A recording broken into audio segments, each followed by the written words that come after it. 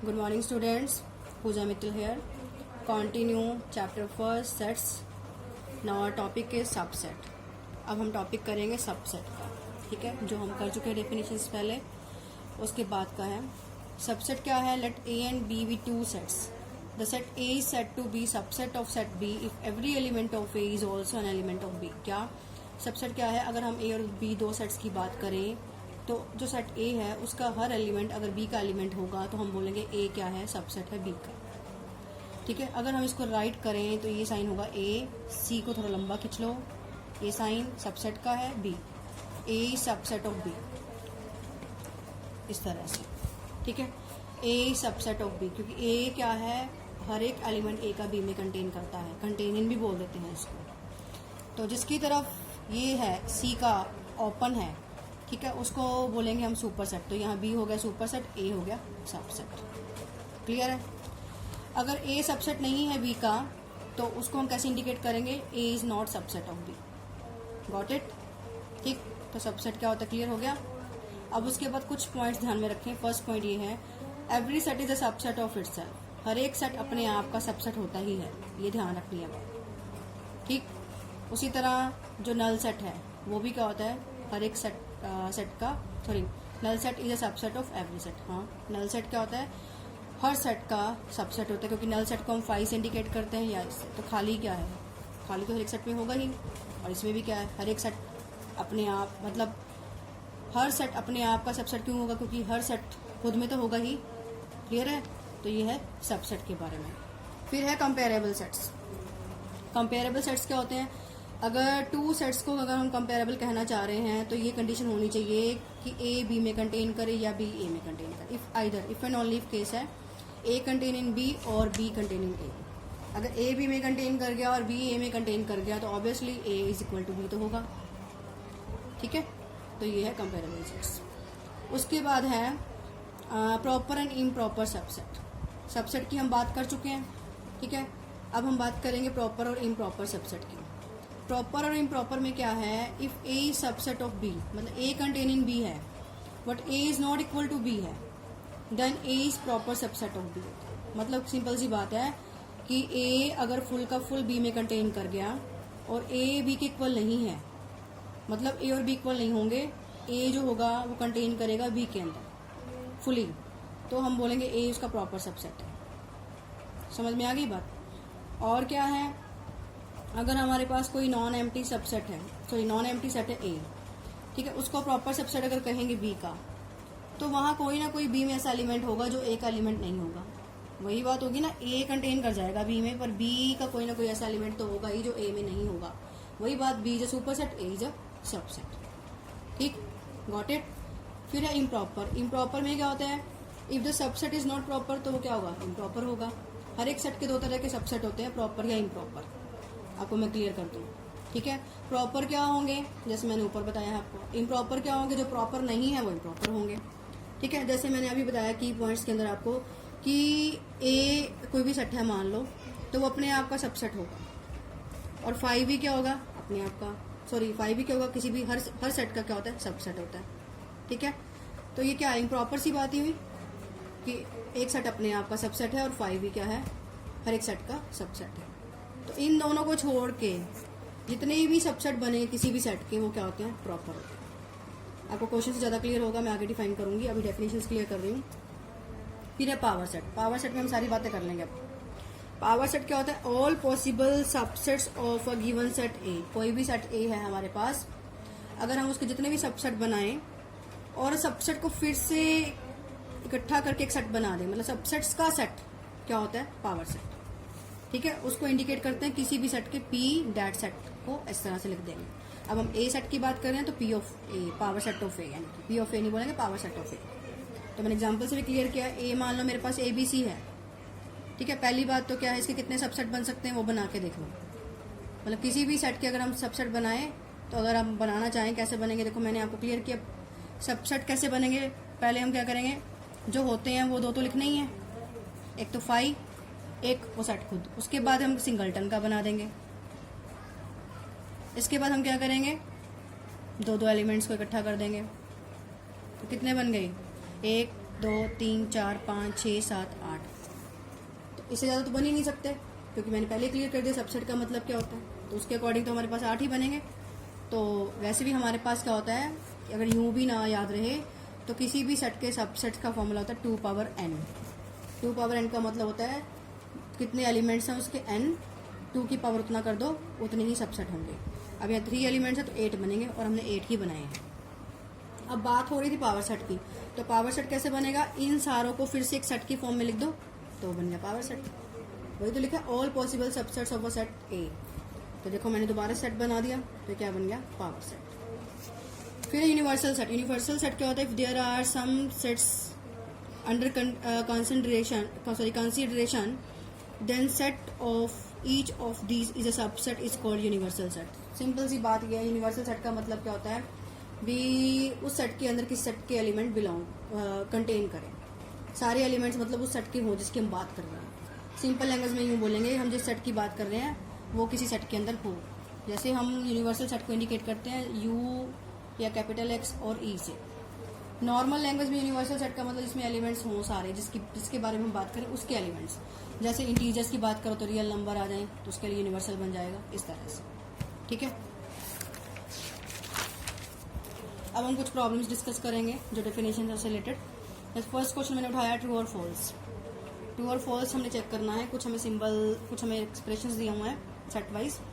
जैसे ये लिखा हुआ है singleton set contain in this one, ये ट्रू है कि नहीं है, तो ये ट्रू ही होगा क्योंकि ये सिंगलटन सेट ए है और ये क्या है ए बी सी। अगर हम इसके सबसेट बनाएं तो ये बनेगा ही बनेगा, क्योंकि मैंने पहले बता दिया ये साइन क्या होता है, कंटेन इन का। कंटेन इन किसके लिए बात हो रही है, यहाँ पे सेट की बात हो रही है। ठीक है, एलिमेंट हमेशा बिलोंग करेगा, सेट हमेशा कंटेन करता है। तो यहाँ पे ये क्या है, सिंगलटन सेट है तो ऑब्वियसली ये ट्रू आएगा। उसके बाद यहाँ पे क्या है, A B set of A B not containing B C A set of B C A, तो ये बताना ट्रू है फॉल्स ऑब्वियसली। अब यहाँ पे ए बी है, अगर हम इसका सबसेट बनाएं तो ए बी तो इसका बनेगा। मैंने अभी बताया आपको इसके कितने बनेंगे, 2 पावर 3। तो पहले आप 5 लेंगे, फिर इसको खुद को लेंगे, फिर इसके सिंगल सेट बनाएंगे, फिर इसके 2 एलिमेंट्स के सेट बनाएंगे, तो उसमें से ए बी होगा। इट मीन्स टू से डेट ये क्या है, ये तो कह रहा है कि ए बी इसका सबसेट नहीं है, इसमें कंटेन नहीं कर रहा, इट मीन्स ये फॉल्स बोल रहा है, ये ट्रू नहीं है। क्लियर होगी बात। मैं बार बार बोल रही हूँ कि बिलोंग्स टू होता है एलिमेंट्स के लिए और कंटेनिंग होता है सेट के लिए। नेक्स्ट प्रॉब्लम है, the set of dogs is contain in the set of animals.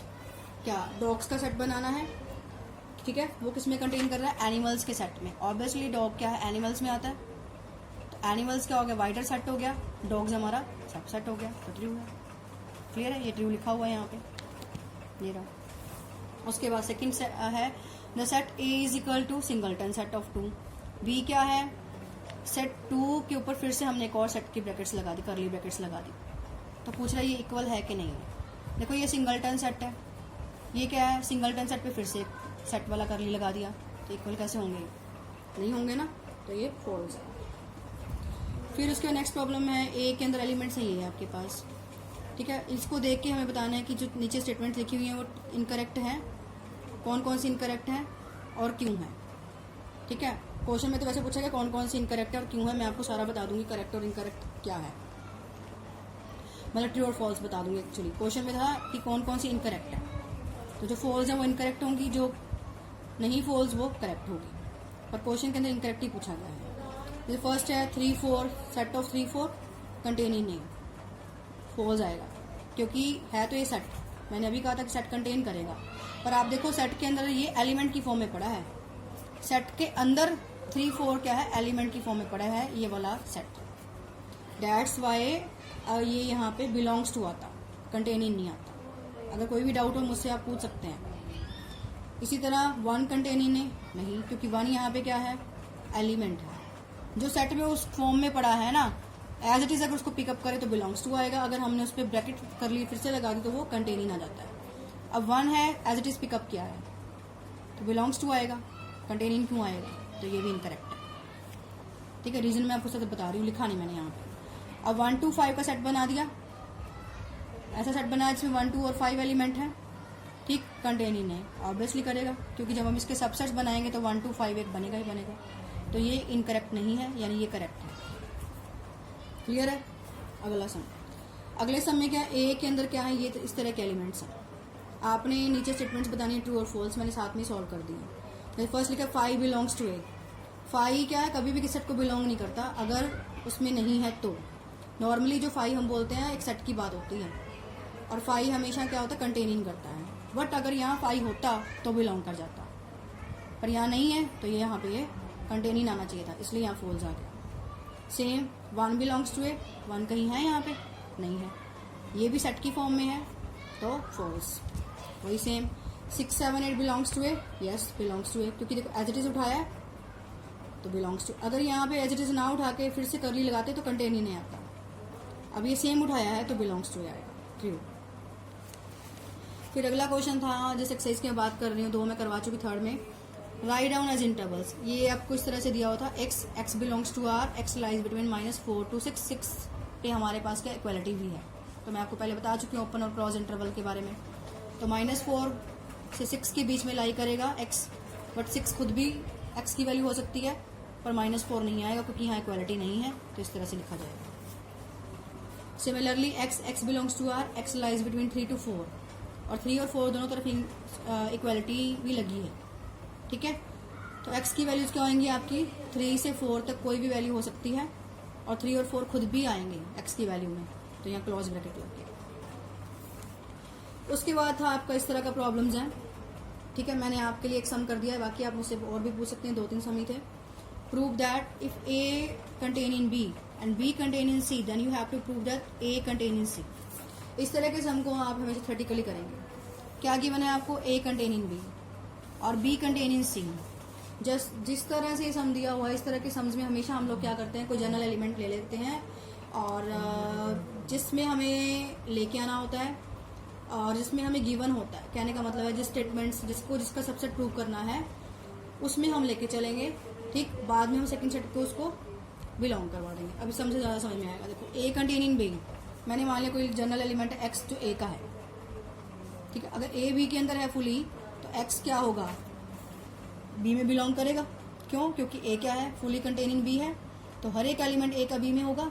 अब b कंटेनिंग c भी गिवन है, तो ऑब्वियसली जो एलिमेंट b में है वो c में भी होगा, क्योंकि b फुल का फुल c में है और a फुल का फुल b में है, तो हर एलिमेंट जो a का होगा वो b में कंटेन करेगा और b वाला c में कंटेन कर जाएगा।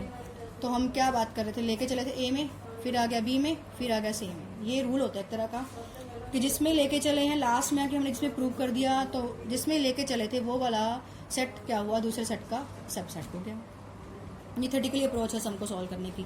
तो बस a कंटेनिंग c हो गया, यही हमें प्रूव करना था, ठीक है। ये क्या है, जिस तरह से बस इस तरह से निशान है, इक्वालिटी नहीं लगाई हुई यहाँ पे। तो ये तो था आपका नेक्स्ट एक्सरसाइज। उससे अगली में हम थोड़ा सा कॉन्सेप्ट करेंगे, तो मैंने एक ही कॉन्सेप्ट उठाया है ताकि आप पजल ना होए। क्या है, यूनियन ऑफ टू सेट्स की बात करेंगे। इसको हम इंडिकेट करते हैं a यूनियन b से, इस तरह, इसको बोलते हैं यूनियन, ठीक है।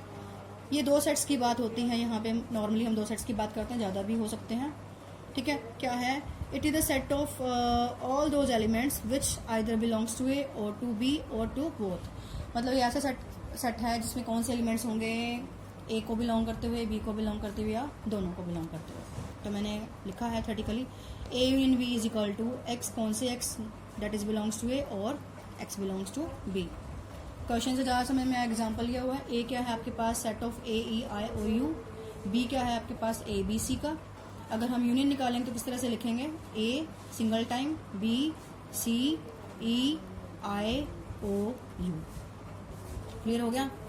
वही था, ऐसे एलिमेंट जो a में है या b में है या बोथ में है, तो ये है a b c a में है और b में, sorry a b c b में है और a में भी है, और e i o u किस में, a में है। तो हमने इस तरह से इसका क्या बना दिया, a यूनियन b का सेट बना दिया, इसमें इस तरह के एलिमेंट्स आएंगे। तो आप क्या करो, यहाँ तक के सम सॉल्व करो, कोई क्वेरी है तो पूछो। नेक्स्ट टॉपिक हम नेक्स्ट लेक्चर में करेंगे। Thanks all.